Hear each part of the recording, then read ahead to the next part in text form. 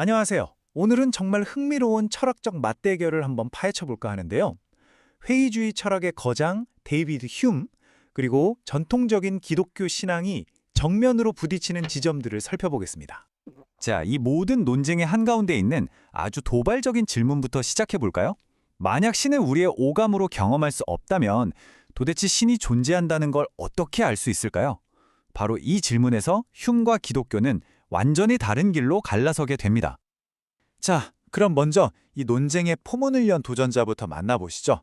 바로 근대 철학의 판을 뒤흔든 인물, 데이비드 휴미입니다. 휴은 신에 대한 대화를 신은 어떤 존재인가라는 형이상학에서 우리는 신을 알 수나 있는가 하는 인식론의 문제로 끌어내린 장본인이에요. 흉 철학의 뿌리, 그게 바로 경험주의인데요. 이게 뭐냐면요. 모든 지식은 반드시 우리의 감각, 즉 보고, 듣고, 만지는 등의 경험, 이걸 휴문 인상이라고 불렀는데 여기서부터 나와야 한다는 아주 강력한 원칙입니다.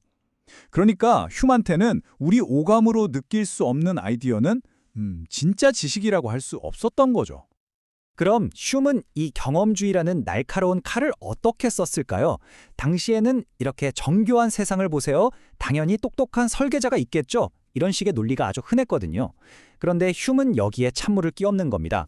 우리가 경험적으로 세상의 원인이 신이라는 걸 본 적이 없으니 세계를 보고 창조주를 추론하는 건 논리적인 점프에 불과하다고 주장했어요.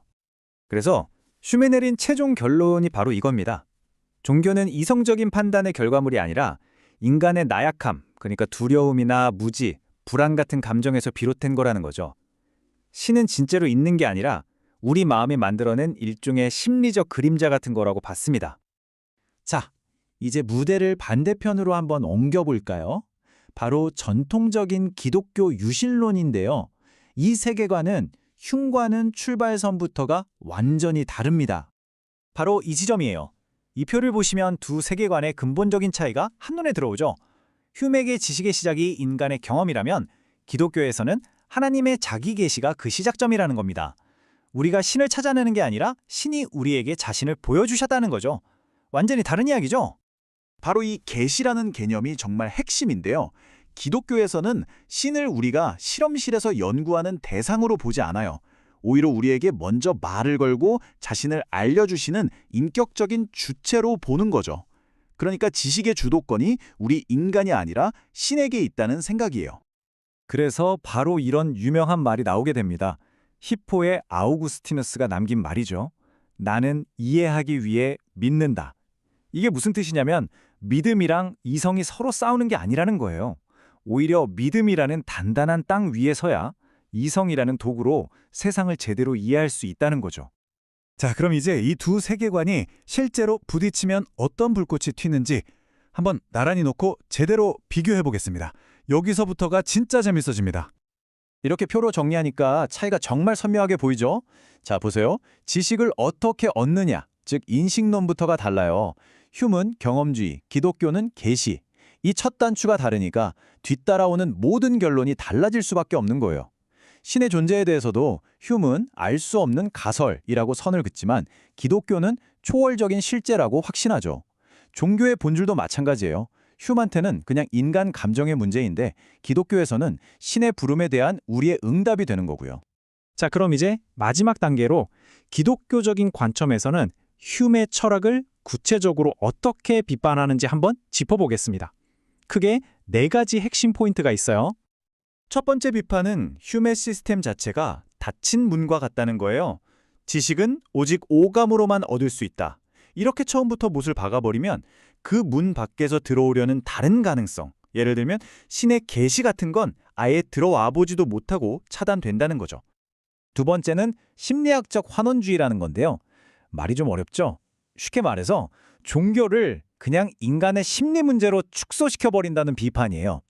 휴의 주장은 증명된 사실이라기보단 그렇게 해석할 수도 있다는 하나의 가설일 뿐인데 마치 그것만이 정답인 것처럼 종교가 말하는 핵심, 즉 진짜 신과의 관계라는 측면을 그냥 무시해버린다는 거죠.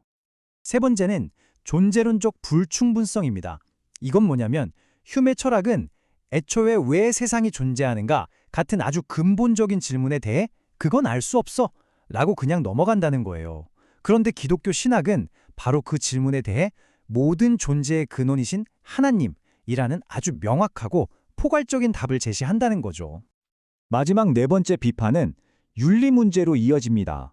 만약 선과 악을 결정하는 절대적인 신이 없다면 이건 옳고 저건 그르다라고 말할 수 있는 최종적인 근거가 어디 있냐는 거죠. 결국 모든 도덕이 사람이나 문화에 따라 달라지는 상대적인 것이 되어버릴 위험이 있다는 지적이에요. 결국 이 거대한 철학적 논쟁은요, 아주 근본적인 질문 하나로 돌아오게 됩니다. 바로 우리의 지식은 도대체 어디서부터 시작되는가 하는 거죠. 사실 모든 생각의 체계는 증명할 수 없는 어떤 믿음, 즉 전제 위에서 시작하거든요. 휴메의 회의주의에 대한 기독교의 궁극적인 대답은 바로 이 라틴어 문장으로 요약될 수 있습니다. 하나님이 말씀하셨기에 우리는 안다. 이건 지식의 최종 보증을 불완전한 인간의 경험이 아니라 절대적인 신의 선언에 두겠다는 세계관의 핵심이죠. 자, 오늘 이야기를 마무리하면서 이 질문을 여러분께 한번 던져보고 싶습니다. 여러분이 세상을 바라보고 이해하는 방식, 즉 여러분의 이성은 무엇을 당연한 사실로 전제하고 있나요? 여러분의 믿음은 과연 어떤 토대 위에 세워져 있는지 한 번쯤 깊이 생각해 보시는 건 어떨까요? 예, 마지막 프레젠테이션까지 잘 들어봤네요. 흉과 기독교의 신에 대한 관점을 비교를 해봤는데요.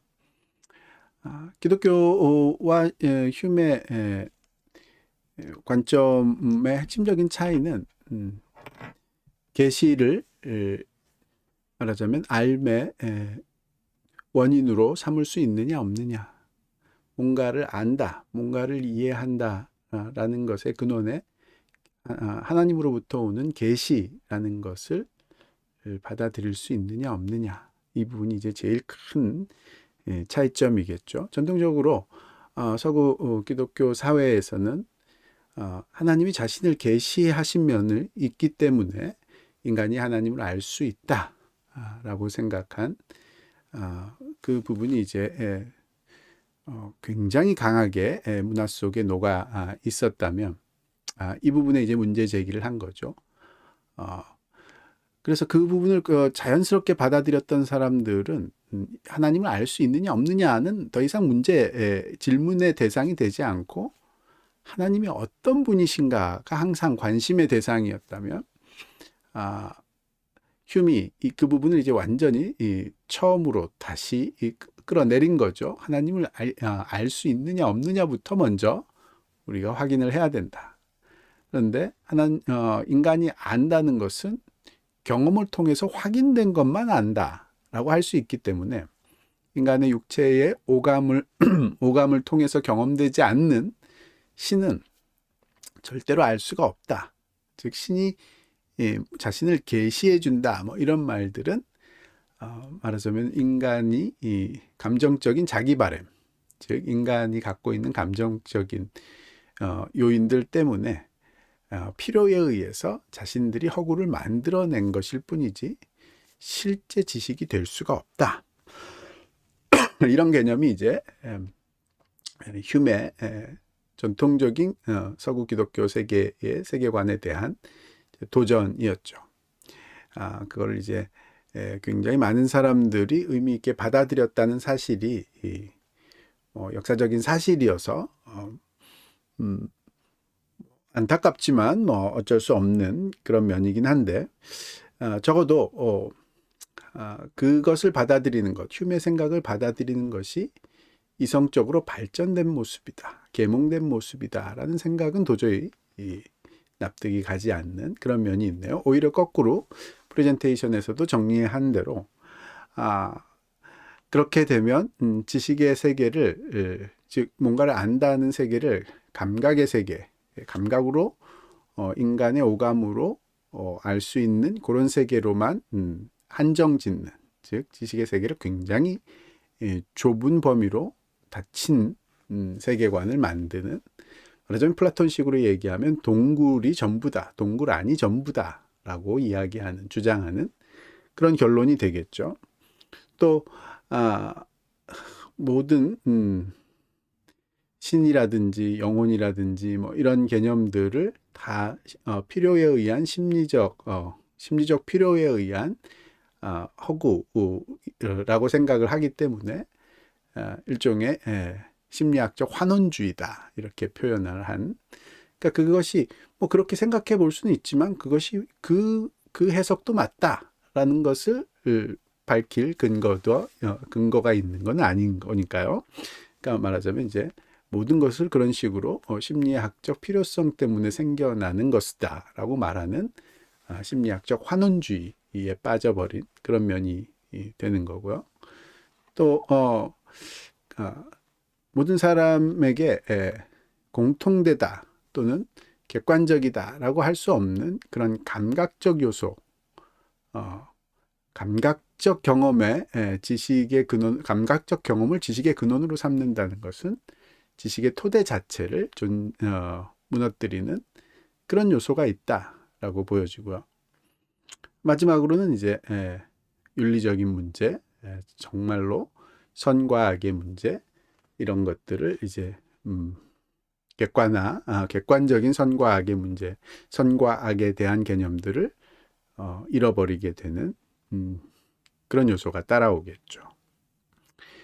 이런 면들을 생각을 해볼 때 오히려 흉처럼 생각하는 것이 계몽이고 진보라기보다는 오히려 꿈속에 빠져드는 실제에서 벗어나서 자신이 만든 세계관에 빠져드는 그런 오류이고 또 퇴보라고도 할 수 있겠죠.